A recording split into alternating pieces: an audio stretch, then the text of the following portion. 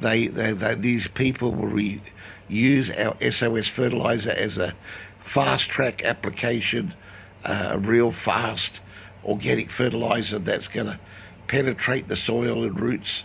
and help make these nails of the earth, the bio nails of the earth.